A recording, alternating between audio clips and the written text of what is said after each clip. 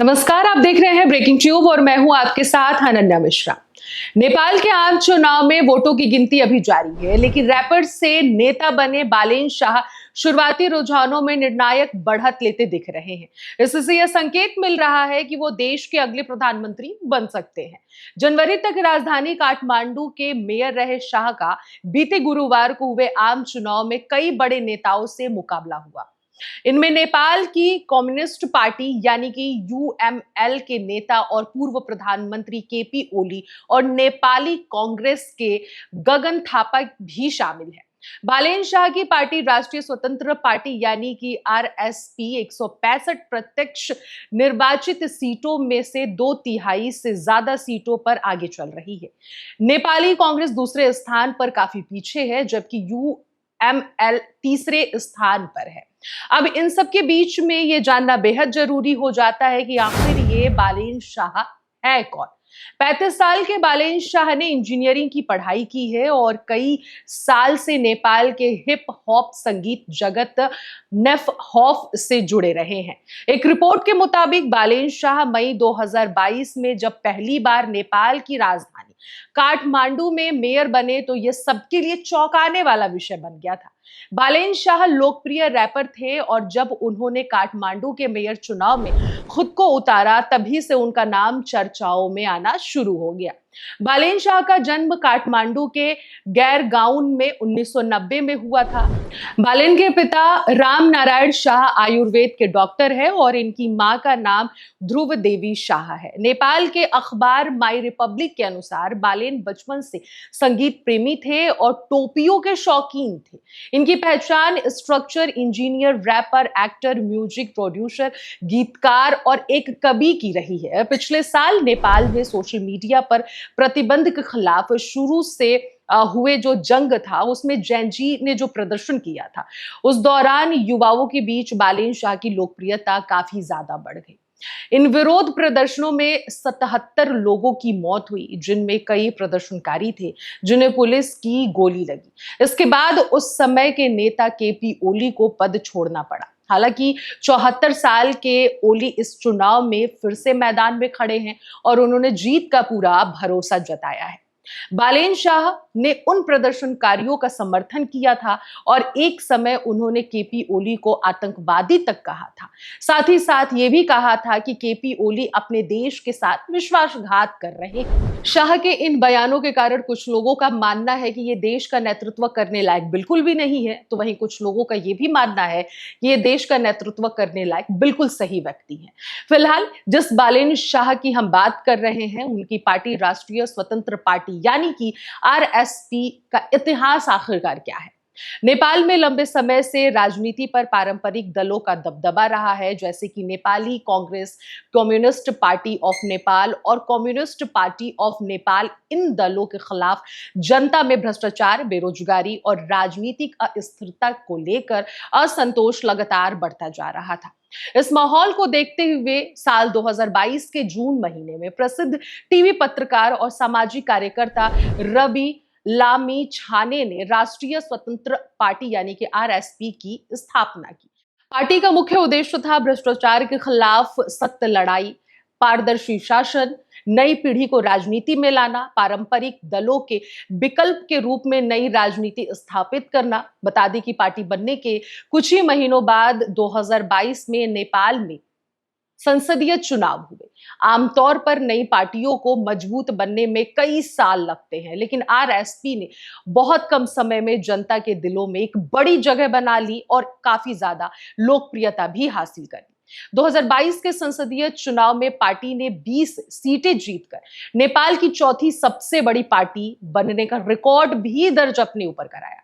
यह परिणाम नेपाल की राजनीति में एक बड़ा बदलाव माना गया। राष्ट्रीय स्वतंत्र पार्टी को सबसे ज्यादा समर्थन शहरी युवाओं, पढ़े लिखे, मध्यम वर्ग, विदेश से लौट रहे नेपाली नागरिकों से मिला। पार्टी ने सोशल मीडिया, पारदर्शी राजनीति और साफ छवि वाले उम्मीदवारों के सहारे अपनी पहचान बनाई। पार्टी के संस्थापक रवि लामिछाने पहले नेपाल के सबसे लोकप्रिय टीवी पत्रकारों में से एक थे। उनके शो में अक्सर भ्रष्टाचार और प्रशासनिक गड़बड़ियों को उजागर किया जाता था। राजनीति में आने के बाद उन्होंने खुद को एंटी करप्शन और सिस्टम सुधार की राजनीति के चेहरे के रूप में पेश किया। हालांकि आपको हम बताते चले कि बालेन शाह आरएसपी के सदस्य नहीं है, लेकिन उनकी 2022 में काठमांडू के मेयर चुनाव में स्वतंत्र उम्मीदवार के रूप में मिली जीत और आरएसपी के उभार को नेपाल में नई राजनीति की लहर माना जाता है। दोनों ने मिलकर यह संकेत दिया कि नेपाल में पारंपरिक दलों के अलावा भी जनता नए विकल्प तलाश रही है। राष्ट्रीय स्वतंत्र पार्टी यानी कि आरएसपी के उभार ने नेपाल की राजनीति में कई बदलाव लाए हैं। नई पार्टियों को मौका मिलने लगा, युवाओं की राजनीति में रुचि बढ़ी, पारंपरिक दलों पर सुधार का दबाव बढ़ा। आज आरएसपी नेपाल की राजनीति में एक महत्वपूर्ण शक्ति बनती जा रही है और आज इसी पार्टी के दावेदार बालेन शाह को नेपाल की जनता प्रधानमंत्री के रूप में चुन रही है। आंकड़ों के मुताबिक बालेन शाह नेपाल के प्रधानमंत्री बनेंगे। आधिकारिक जानकारी आने में और नेपाल के चुनाव के परिणाम आने में बस कुछ ही घंटे बचे हैं, जिसके बाद नेपाल को उसका अपना खुद का प्रधानमंत्री मिल जाएगा। राष्ट्रीय स्वतंत्र पार्टी नेपाल की सबसे तेजी से उभरने वाली राजनीति पार्टियों में से एक है।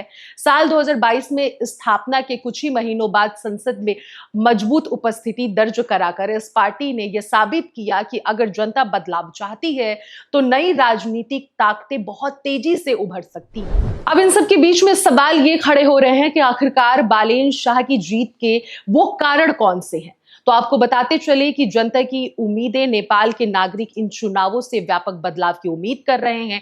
लोग एक ऐसे नए नेपाल की कल्पना कर रहे हैं जहां पारदर्शिता, ईमानदारी और स्थिरता हो।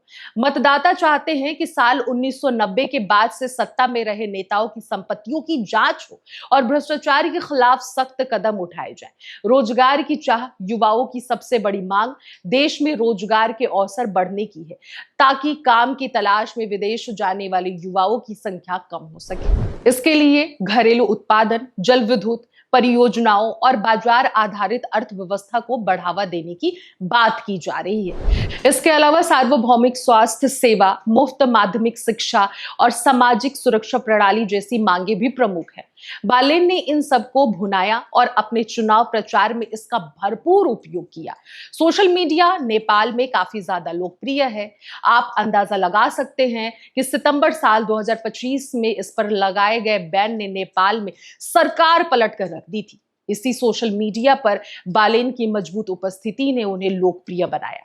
साल 2025 के आंदोलन के दौरान उनका सक्रिय रुख भी उनकी लोकप्रियता बढ़ाने में महत्वपूर्ण रहा। बालेन शाह 2025 में क्रिसमस डे के दिन रवि लामिछाने और उज्यालो नेपाल पार्टी के नेता कुलमान घिसिंग से मुलाकात की। इन दोनों पार्टियों के साथ उनकी देश विकास पार्टी ने मिलकर चुनाव लड़ा। ये बालेन के लिए खरा सोना साबित हुआ। बालेन की ही तरह लामिछाने भी नेपाल में काफी लोकप्रिय हैं।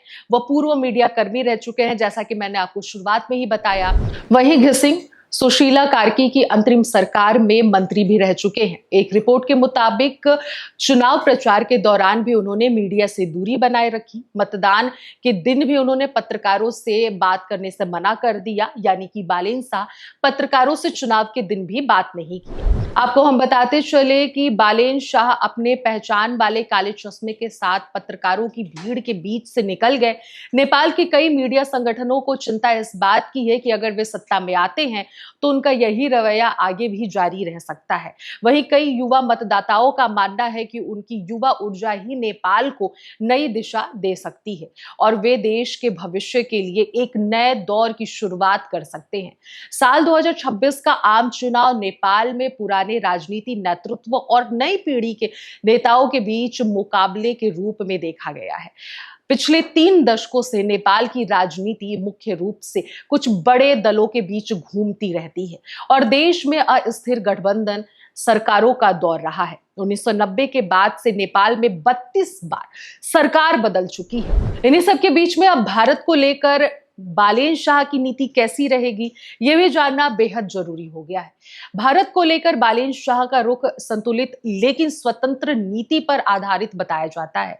उनकी पार्टी राष्ट्रीय स्वतंत्र पार्टी का कहना है कि नेपाल भारत और चीन दोनों के साथ मजबूत संबंध बनाए रखना चाहता है, लेकिन किसी भी देश के सीधे प्रभाव में नहीं रहना चाहता है। विशेषज्ञों का मानना है कि शाह का उभार नेपाल की राजनीति में पीढ़ीगत बदलाव का संकेत है, जिसमें पारंपरिक भारत समर्थक या चीन समर्थक राजनीति की जगह अधिक व्यवहारिक और सम्मानजनक द्विपक्षीय संबंधों की सोच विकसित हो रही है। अब आपको हम ये भी बताएंगे कि नेपाल का ये चुनाव किन मुद्दों पर खास करके अहम माना जा रहा है। दरअसल पिछले साल के प्रदर्शनों के बाद यह चुनाव पुराने और नए नेतृत्व के बीच मुकाबले के रूप में देखा जा रहा है। राष्ट्रीय स्वतंत्र पार्टी साल 2022 में हुए आम चुनाव में चौथे स्थान पर रही। करीब 8 लाख पहली बार वोट देने वाले देश के युवाओं ने इस चुनाव में अहम भूमिका निभाई है। राजनीतिक दलों ने उन्हें रोजगार, भ्रष्टाचार पर कार्रवाई और बेहतर शासन के वादों के साथ लुभाने की कोशिश की है।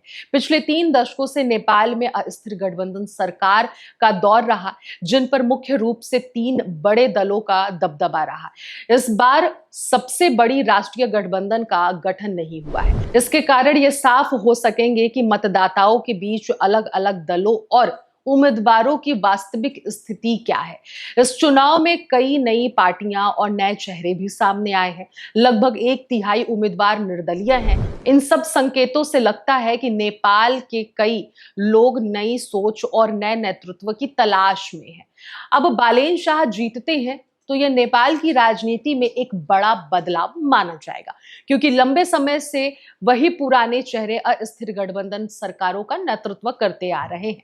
नेपाल में कैसे होता है आम चुनाव, ये भी जानना बेहद जरूरी है।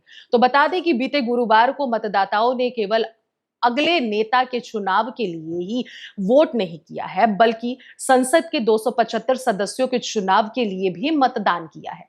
नेपाल का आम चुनाव मिश्रित प्रणाली पर आधारित है। हर मतदाता को 2 वोट देने का अधिकार है। 165 सांसद फर्स्ट पार्ट द पोस्ट प्रणाली से चुने जाते हैं, यानी जिस उम्मीदवार को सबसे ज्यादा वोट मिलते हैं वह सीट जीतता है। बाकी 110 सांसदों का चुनाव राष्ट्रीय स्तर पर किसी पार्टी को मिले कुल वोट प्रतिशत के आधार पर होता है। इस चुनाव में करीब 1.9 करोड़ लोग वोट देने के पात्र थे। मतदान खत्म होने के बाद अधिकारियों ने अनुमान जताया है कि मतदान प्रतिशत करीब 60% रहा है। अब आपको हम बताते चलते हैं कि बालेन शाह का उभार नेपाल की राजनीति में एक बड़े बदलाव का संकेत है। बालेन खुद भी यही बात कह चुके हैं। हालांकि उनका अब तक का बड़ा रुख आने वाले समय में कैसा रहेगा, ये आने वाले कुछ ही पलों में पता चल जाएगा, जब वो प्रधानमंत्री बन जाएंगे। यदि प्रधानमंत्री बनते हैं तो वे देश के सबसे युवा नेताओं में से एक होंगे। उनके सामने सबसे बड़ी चुनौती जनता की उम्मीदों पर खरा उतरना, राजनीति स्थिरता बनाए रखना और आर्थिक सुधारों को लागू करना होगा। उन्हें अपने देश के विकास को आगे ले जाने के लिए अपने पड़ोसियों से संबंध को बेहतर बनाने पर भी ध्यान देना होगा। फिलहाल नेपाल में बालेन शाह की जोरों शोरों से चर्चा हो रही है कि आखिरकार बालेन शाह के हाथ में अगर सत्ता जाती है तो नेपाल की जिम्मेदारी वो किस तरह से निभाएंगे। मैं थे आपके साथ अनन्या मिश्रा। कैमरे के उस पार से मेरा सहयोग कर रहे थे उमेश। आप देख रहे हैं ब्रेकिंग ट्यूब।